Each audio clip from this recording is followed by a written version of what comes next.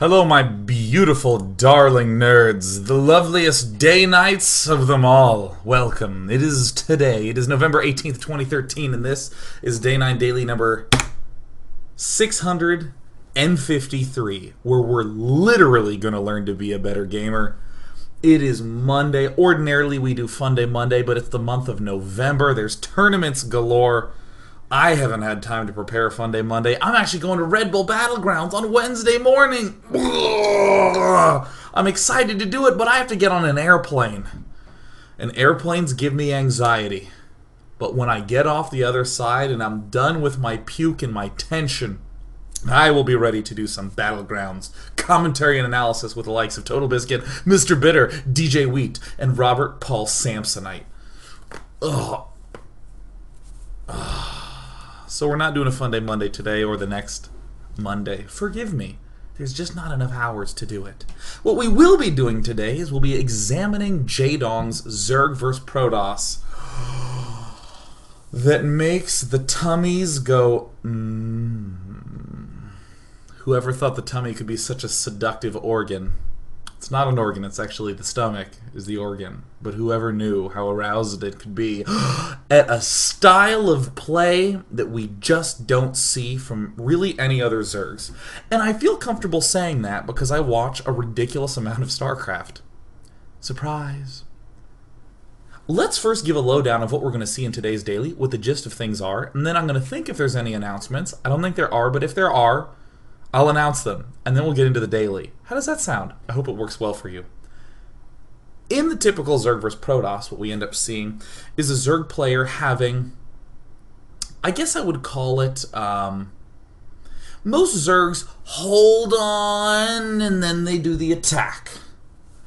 We wind up doing something like, alright, sit back and defend. Like in Wings of Liberty, it was sit back and defend with Ling Infestor, and then Infestor Broodlord. Okay, what do we see in Modern Heart of the Swarm? Hold back, and then maybe make some roaches, and then some hydras, and then bam! Roach, Hydra, Viper is the endgame composition.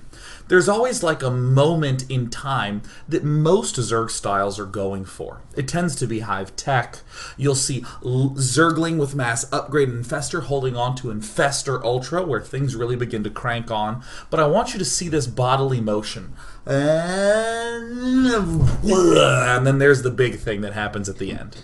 This is the traditional style of Zerg versus Protoss. It's what people call reactive play. Although reactive is stupid, because if you're not reacting to your opponent, then you're being a bad player. All styles of StarCraft 2 are reactive.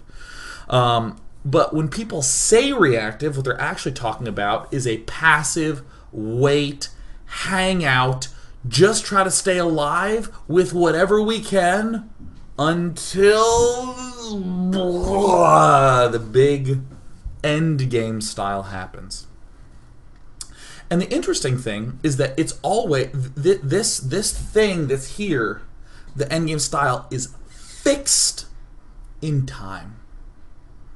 It's fixed. The faster we can get to this, the faster we win. That is most Zerg strategies. What we're going to see out of the Dong is a very interesting style whose central move is the gigantic switch to mutalisks. Not just a switch to mutas, but the massive switch to mutalisks. And what we'll see out of Jaedong is that he doesn't do it by this stay back, stay passive. He does it with a really interesting build-up. He's always getting lots of gas early. He's always making a mid-game attack, and he's then judging whether it's time for the mutalisk switch, but often he waits even more time. How weird. The basis of Jaedong's strategy is the more larvae we get and the more money we stockpile, the more flexibility we have both to flood into mutas or to flood into the appropriate defense, which will soon be the offense. Really weird. Almost all Zergs are playing defensively until the big moment happens. Not the Dong. Not at all. So what we're going to be doing in today's daily is we're going to be looking at a lot of Jaedong games from the WCS Season 3 Grand Finals, where I feel like he was really perfecting this style. Although he wasn't able to best SOS in the final best of 7, he still did showcase this really uncannily weird, but beautiful and elegant Zerg style that we're going to talk about today. So we're going to do a lot of fast games. Now, in terms of announcements, again, Red Bull Battlegrounds will be this weekend. If you want any information, go to day9.tv. That's my site. It just has the information on the homepage. God, my life's easy. I don't know if I want to announce anything else other than that it's Monday. And normally I like Monday because it's Fun Day Monday, but I just sucked today. Have you ever had this happen? You know, like, generally, like, here's the way that businesses present themselves. You know, someone who's amazing at releasing products regularly, like an NVIDIA or an Intel, where they have, like, boom, like exact dates when the next product line will be coming out. Or those authors who every 6 months have a new title, someone like a Jim Butcher. But if you look at the days, everyone's got days like these. One of those days where someone's like, hey, do you want to go to lunch later? And you're like, I'm going to answer emails for a while. Because there's this guy, Jenny was upset because I dropped the ball. And what was your question?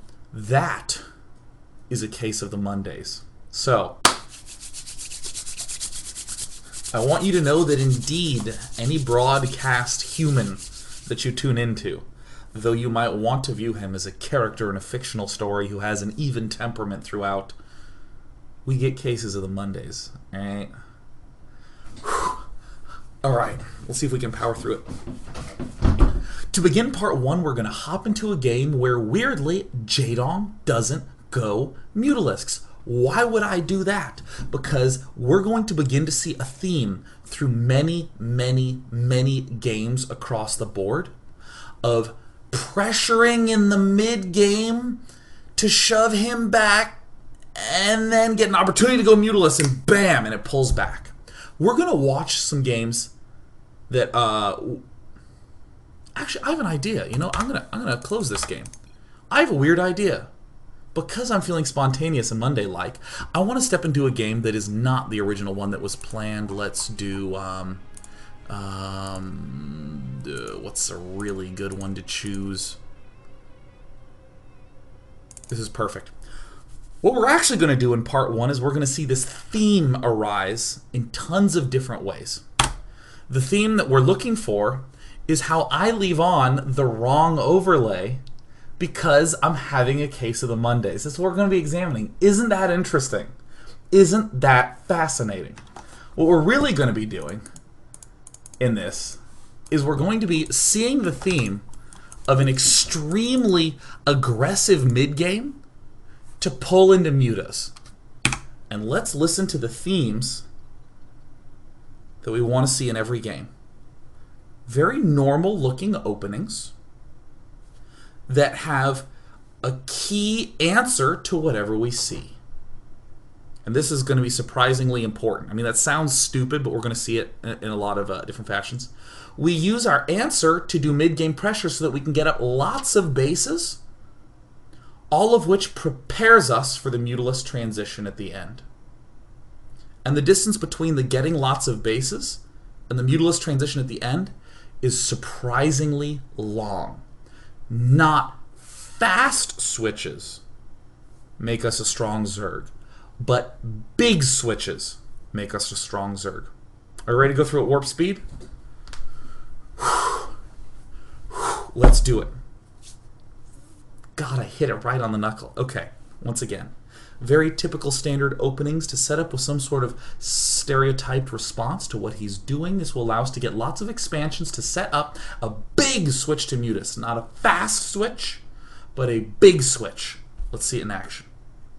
Oh, actually, before we see it in action, the way I want to describe it is that Jaedong's pulling back the rubber band, and when he snaps it, that's when the mutalisks pop out. Oh, hit the Protoss in the face, but he pulls it back. And then he just sets it aside taut and does some other stuff. And then later on he's like, all right. And hits him in the face. And, oh, fuck, it hurts. Let's see this in warp speed. All right. We're going to go through it at ×8 speed with no pausing. Let's see everything at once. Jaedong opens up with a typical opening. Hatch first. You might see pool first sometimes. You might be cannon rushed. It might be a little bit stressful, strenuous, painful, difficult. Whatever the case may be, Jaedong, and we'll go to his camera, begins to check with his overlords. Look at what's going on in the base. Nothing crazy, nothing kooky. Couple of extra queens. Overlords wind up marching in around 6 minutes because they're wondering, hey, what the hell's going on here, man? What is going on? Jaedong still doesn't see anything. He still doesn't see anything. He's getting his layer up. He's pretty sure there's no big warp gate attack, and okay. He sees air. Now, you'll forgive me because the cat has decided that it's time... No, that is not yours. It's not your box. The cat's decided that it was time to play with something that was precious to me and interrupted our ×8 speed. Okay, here we go. So Jaedong was preparing himself for what could have been roaches, what could have been something awesome and exciting like that, but no, something equally exciting. Hey, I've seen air units. I'm going to get hydralisks in this circumstance. We're not going to say why in deep detail, but already notice we're getting those extra geysers. Look at production. We're getting another expansion. We're getting hydras. We're getting carapace, movement speed, all these other stuff. We're getting the spire, but we're not going to rush to spire. These hydralisks, oh my goodness, look at their mobility. They're allowing us to get up all sorts of extra bases. That's that third phase. But we're waiting and waiting. This is where I open up the larva tab. I mean, you can see that the mutalisks are just now getting started. That save up of larva. Aggression with the hydras. Crap, I missed it because I was opening up too much at once. But these hydras are being very active. They're getting out on the battlefield, shoving back deer to permit Jaedong to get up a bunch of mutalisks. It's not fast mutalisks. We're at 1330. But it is a big switch to mutalisks. And Jaedong expands like a madman, still floods lots of mutas, continues to apply pressure. And again, this mid-game force is used to be aggressive. The hydras are used to be aggressive along with the mutas. Why would I quit here? Doesn't it seem as though I'm being a little bit of a bastard? Let's take a look at a different game. Let's take a look at his game from the Grand Finals where we saw him go up against SOS. It's going to be on Perfect Whirlwind. We're going to see the same thing. We're going to see pretty standardish opening. We're going to see an answer that allows him to stay alive and is reasonable, but then he's going to begin getting aggressive with that and expanding for a big switch to mutas later on. Completely different set of units, completely different opening, but I want to hammer this theme into your head so when we begin to explore it in detail, you know what's coming. Ooh, Jaedong looks at a map like Whirlwind and says, hey, I can get away with 3 hatch before pool. Do I have that many balls? I don't know. You likely have 2. So Jaedong is going to get 3 queens up. He's going to get a fast evolution chamber. He started Zergling speed, but he canceled it. If we actually go to the Jaedong cam, he's up against an early expander. Has no idea what SOS is doing, but by God, he sees no +1. So he's really not that scared. He's going straight for the layer, the Zergling speed, the +1 carapace. All the usual tenants, and when he sees this evolution chamber, or excuse me, when he sees his pylon, he just says, you know what, you're probably going air. He gets the queens up. But what's the answer that Jaedong gets? Lots of Zerglings. He has Zergling +1 attack. What do you know? A really fast spire, but he is not going to get fast mutas. He's going to get a big amount of mutas. Jaedong floods with Zerglings, applies pressure. This is what I'm talking about the mid-game pressure. In the last game, it was hydralisks. In this game, it's Zerglings. I don't want to go into why. I just want to tell you what. We're seeing that he is using all these Zerglings as an opportunity to get up, and I will pause, a 4th and a 5th base. He's even getting an infestation pit because, boy, howdy are those good at dealing with the mutas. But if we go to the larva tab, we see lots of larva is stored up, lots of money is stored up because Jaedong doesn't want fast mutas, he wants big switches to mutas.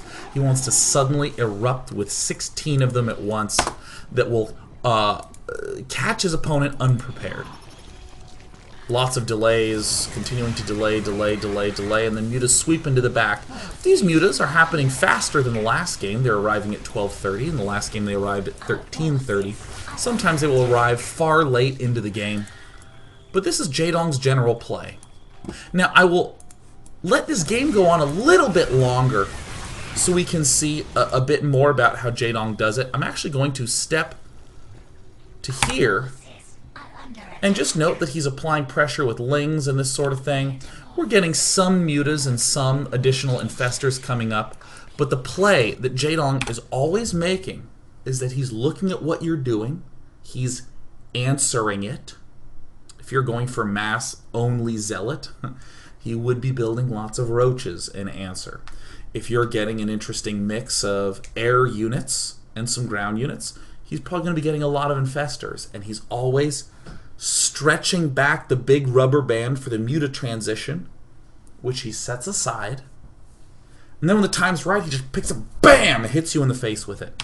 Let's see that in action here.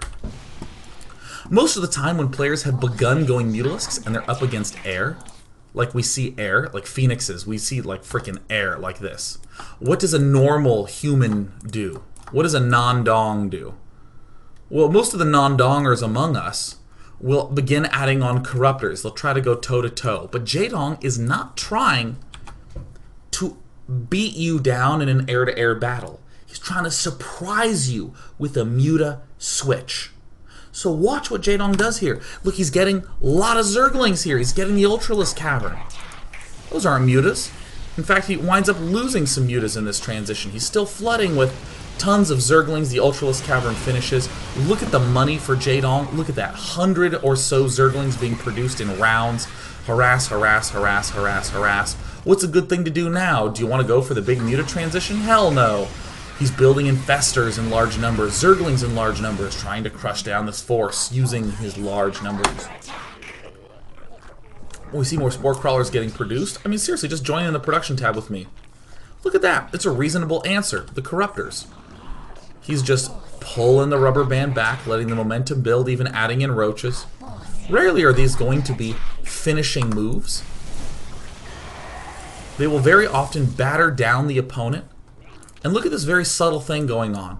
SOS has slowly skewed his composition away from air units, despite having 3 Stargates, and into these ground units. Jaedong has messed with the composition. This is a slightly more detailed account of what is going on. More pressure, more flooding, more roaches. Look at this. Constant reinforcement with more Immortal Zealots, Archons, everything in that which way. Roaches. This is where Jaedong begins to stockpile the gas. He goes, wait a minute. You're starting to lose ground. I will begin stockpiling the gas. Stockpiling it up. Let's take a look at the larva. 40 larva out. I know Jaedong's max and can't build any, but this is the time when Jaedong is going to do this ultimate culminating strike. Come on, Jaedong. Come on. He's getting Broodlords. That's only because he had Corruptors. This force works nicely together. Infestor Broodlord. But look at the money. Getting huge, getting huge, getting huge. It's been maxed for so long, but the instant it unmaxes, take a look at production with me. 25, 28, 35, 37. Everything Jaedong does is built around the big switch to Mutalisks. The big old gigantic ass switch to Mutalisks.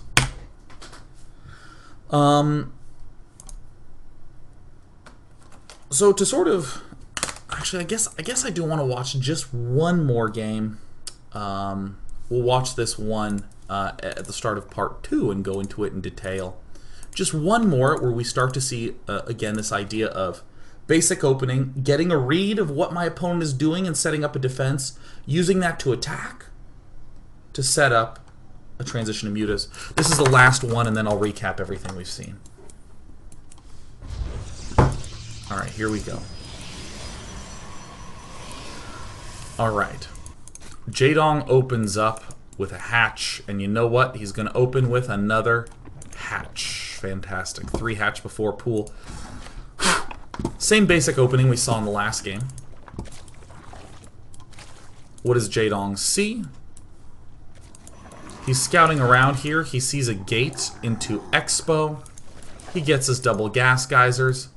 Jaedong has some suspicion based upon what he's been up against. Well, I mean, there's a layer going on, but he has some suspicion he's going to be attacked early. So here's the Roach Warren and Evo Chamber. This game will highlight it most clearly of all. Jaedong spotting at the third. Watch the larva count. Jaedong spotting at the third. Larva count's getting pretty high. Jaedong has 4 geysers up. This is more geysers than you need to build roaches.